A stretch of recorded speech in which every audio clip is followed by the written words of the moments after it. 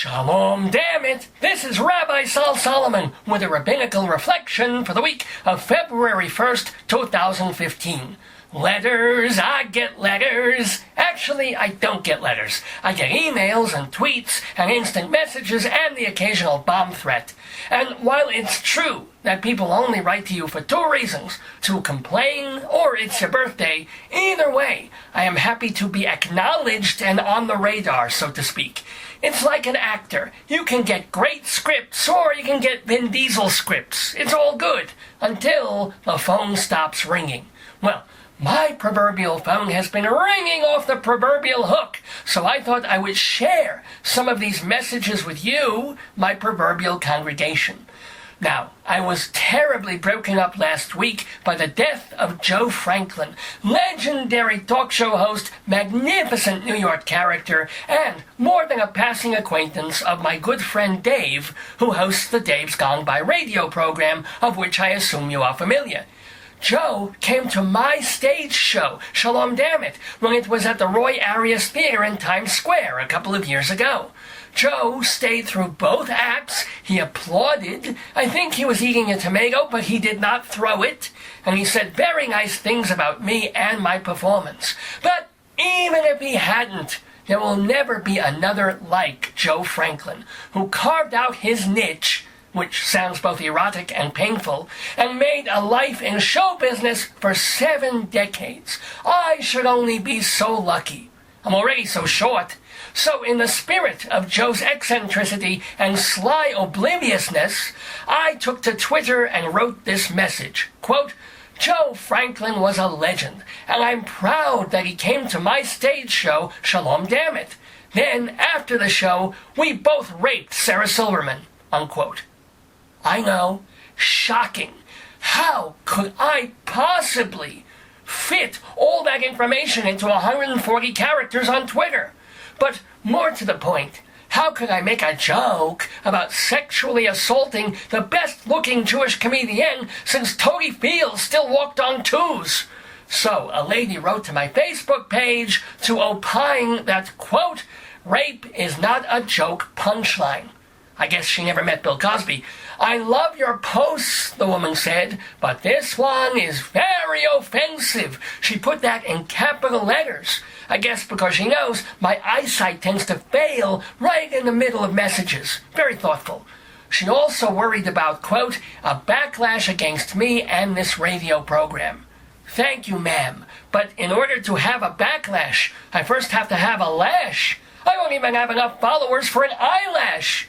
But seriously, for those of you like this worried woman who thought my joke was off the grid, you do have to keep in mind that it was Sarah Silverman who started the ball rolling in the first place. She was in that movie, The Aristocrats, where all these comedians tell different versions of a long scatological joke about a showbiz family and their disgusting, depraved, sick, and kinky exploits. Basically, the Palins. So Sarah Silverman is in there, and she does her own twist on this twisted joke. One that implicates Joe Franklin by name, accusing him of sexual molestation. Cue the giggles. To be fair, Joe didn't find it funny, and he contemplated suing her for defamation of character. Joe's friends and colleagues reminded him that she was just kidding and he should lighten up, and that really he had no character. But seriously, the rape joke was hers. She put it out there, making it fair game for my tweet making. Which does point to a larger issue. The idea that rape is never funny and can never be funny under any circumstance. Same with the Holocaust, 9/11, retarded people, and Nelson Mandela. If you're like this woman who wrote to me, you can't possibly find anything amusing ever about any of those 4 things. Holocaust, 9/11, retards, Mandela. If you're like me, you're already picturing a retarded Nelson Mandela trying to fly a plane into the World Trade Center, but he's brain damaged, so he crashes it into Elie Wiesel's house by accident.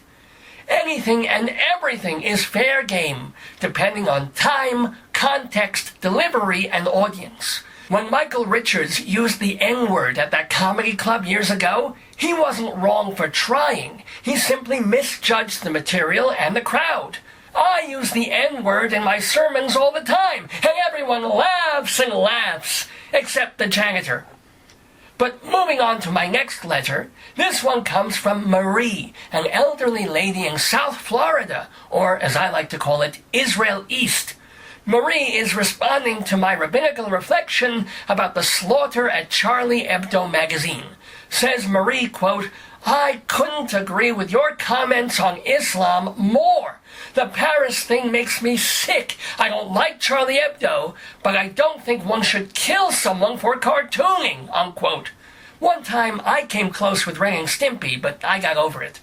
Marie goes on to say that people don't know history. They act, she says, as if Israel went to battle to take over the West Bank instead of being attacked. The problem goes all the way back to the Middle Ages, when the Muslims tried to take over the world. They made it all the way up to France until they were stopped in the Battle of Tours in 732. Personally, I thought the Battle of Tours was 1965, when the Rolling Stones were trying to outsell the Beatles, but I digress.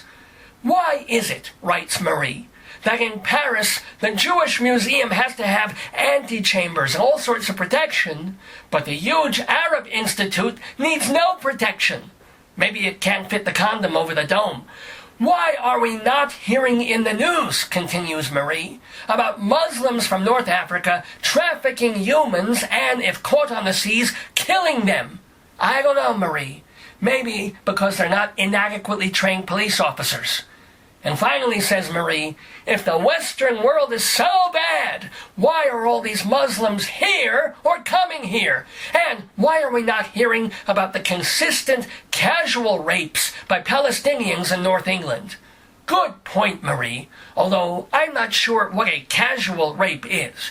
It's like, hey, baby, I kind of want to rape you, but, no strings, and I don't want you to wake up in the morning and feel weird about it. And for God's sakes, don't tell my friends, because they think I'm still raping my ex.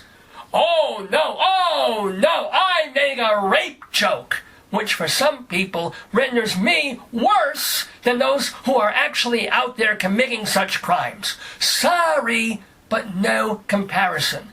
And besides, if unwanted sexual advances are never funny, how come when I pull down my pants at night, my wife starts laughing? Thank you, by the way, for your letters and comments, which you can send to Shalom Dammit at AOL.com. That's Shalom Dammit at AOL.com. Or find me on Facebook at Sol Solomon, or Twitter me at Rabbi Sol Solomon, or best of all, leave me alone! I have a deadline for a fan fiction piece I'm writing about Mayim Bialik being violated by Prince Andrew. It's hot and funny. This has been a rabbinical reflection from Rabbi Sol Solomon, Temple Sons of Bitches in Great Neck, New York.